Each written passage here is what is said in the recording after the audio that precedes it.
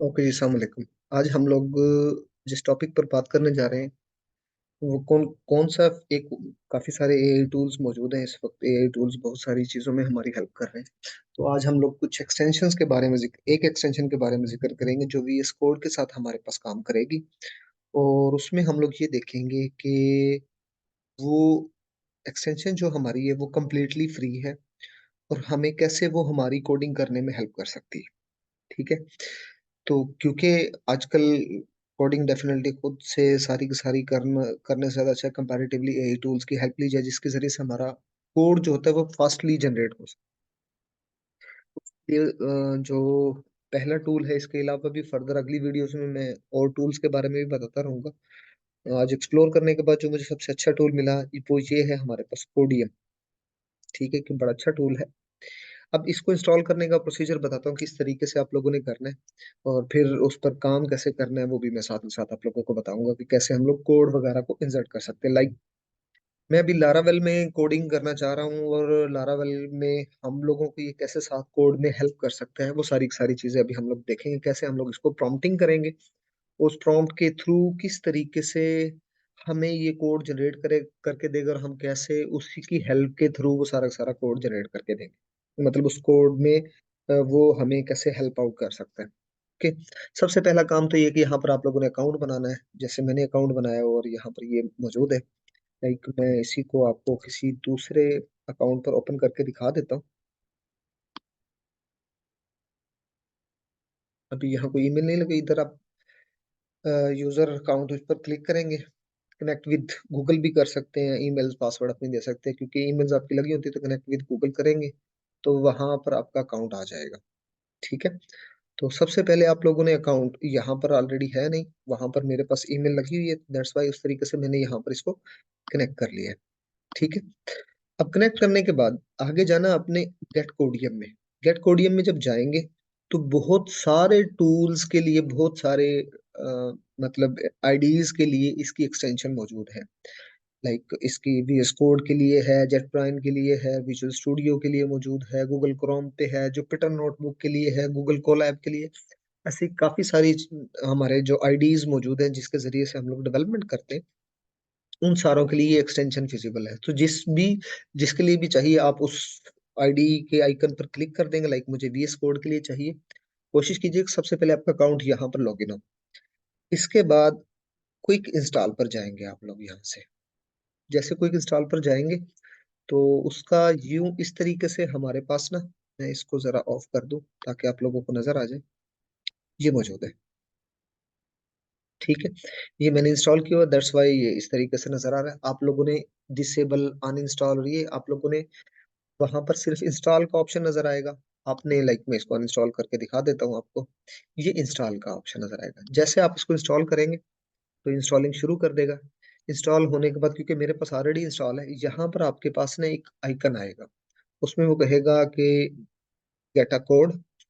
जैसे आप उस पर क्लिक करेंगे तो वो आपको एक इंटरफेस पर लेके जाएगा और उसका क्या प्रोसीजर है वो सारा का सारा ना यहाँ ये जो वीडियो खड़ी है इसको क्लिक करेंगे तो वो आपको इंस्टॉलेशन का पूरा प्रोसीजर बता देगा कि कैसे आप लोगों ने फर्दर उसको कनेक्ट करना है। क्योंकि पहली चीज तो यही है कि आपका यहाँ पर अकाउंट होना चाहिए, फिर उसके बाद ये फ्री आपको एक्सेस करवा सकते हैं। ठीक है। अब लाइक मैं यहाँ पर एक प्रोजेक्ट बना लेते हैं हम लोग। न्यू विंडो में मैं ओपन कर लेता हूँ और मैं इसमें दिखाता हूँ किस तरीके से हमें हेल्प कर सकता है। किसी भी काइंड टाइप ऑफ कोड में आपको ये हेल्प कर सकता है। सबसे पहले तो मैं बाकी आईडीज जो हमारे मौजूद है उन्हें मैं ऑफ कर देता हूँ।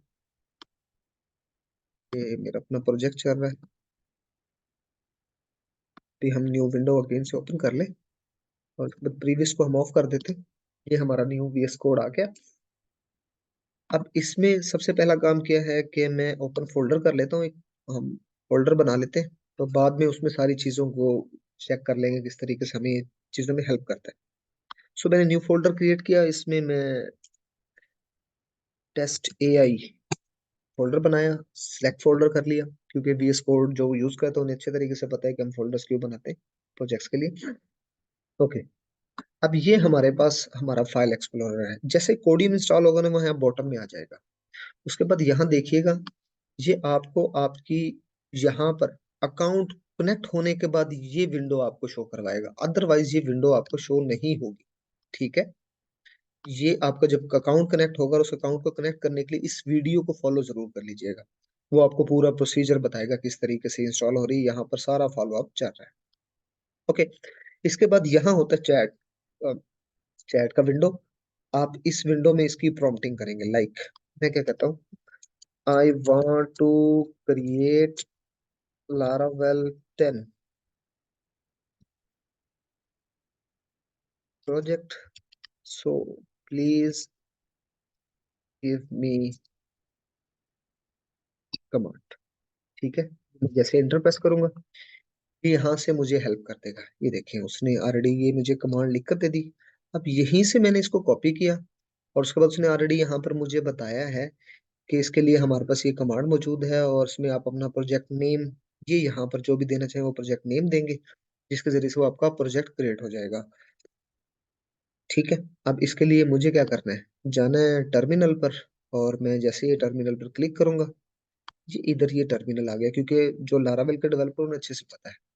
अब यहाँ प्रोजेक्ट नेम की जगह पर मैं कुछ भी दे सकता हूँ, लाइक मैं बेसिक नाम दे देता हूँ, और मैं एंटर प्रेस करता हूँ, तो ये मेरा लारावेल 10 का प्रोजेक्ट इंस्टॉल होना शुरू हो जाएगा। ठीक है। तो ये इस तरीके से हमारे पास वो, थोड़ा सा मेरे पास प्रॉब्लम है लारावेल 10 का, क्योंकि कंपोजर मेरा ठीक नहीं है, तो इसलिए, वरना मैं इस कमांड को अगर दूसरे तरीके से चलाऊं, मैं इस टर्मिनल को क्लियर कर देता हूँ, नया पावर शेल बना लेते हैं। अब मैं यहाँ पर लारावेल 10 जो है, क्योंकि 10 मेरा कंपोजर ठीक नहीं है, इसलिए। ठीक है। अब ये क्रिएट होना शुरू हो जाएगा हमारे पास। ओके। तो इस तरीके से हमें ये हेल्प करता है। अब ये तो लारावेल का काम था। अब लाइक मुझे यहाँ पर कोई मॉडल बनाना है, तो यहाँ पर लिख देते हैं, create model of student table,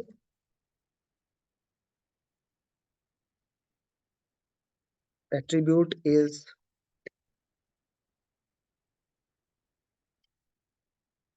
name, email, CNIC। Okay. अब जैसे मैं एंटर किया मैंने, अब वो मुझे पूरी हेल्प देगा साथ, कि आपने मॉडल कैसे क्रिएट करना है, उसके लिए क्या करना है। तो उसने बताया मुझे कि मॉडल क्रिएट करने के लिए आपको ये जो मॉडल है, इसके लिए आपको CLI, मतलब कमांड लाइन इंटरफेस, जहां पर ये अभी मैंने कमांड इंटर की थी, उसी पर जाना है आपने, और PHP artisan make model student वहां लिखना है। फिर उसके बाद वो बता रहा है कि वहां पर जाकर किस फाइल में, ऐप मॉडल, मॉडल के अंदर student.php मौजूद होगा, उधर जाकर ये इंटर कर देना आपने। तो ये इस तरीके से आपका वो मॉडल क्रिएट हो जाएगा। ठीक है। इसी तरह मैं माइग्रेशन भी क्रिएट करना चाहूँ इसी की सेम की, तो ये दोनों चीजें इकट्ठी क्रिएट करनी है, तो मैं कॉपी करता हूँ और यहाँ पर मैं पेस्ट करता हूँ। मैंने क्या लिखा था, मॉडल एंड माइग्रेशन। तो इस तरीके से हमारे पास ये AI टूल है, जो साथ के साथ मुझे हेल्प कर रहा है। ठीक है। अब ये देखें, इसने साथ माइग्रेशन भी बना दी, और साथ हमारे पास उसका मॉडल भी साथ ही बना दिया होगा, और उसको कैसे माइग्रेट करना है वो भी हेल्प करती है। ठीक है। तो ये लारावेल में इस तरीके से हम कमांड्स पास आउट करके हम कोड इंसर्ट कर सकते हैं।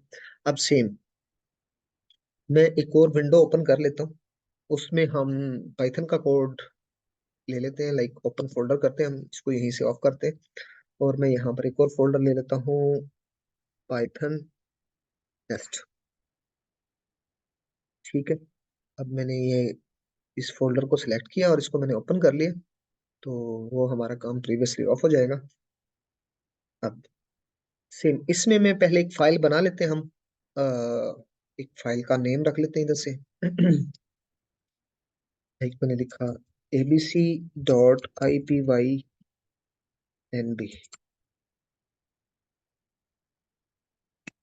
.py ही रख लेते हैं। ये मेरे पास फाइल है।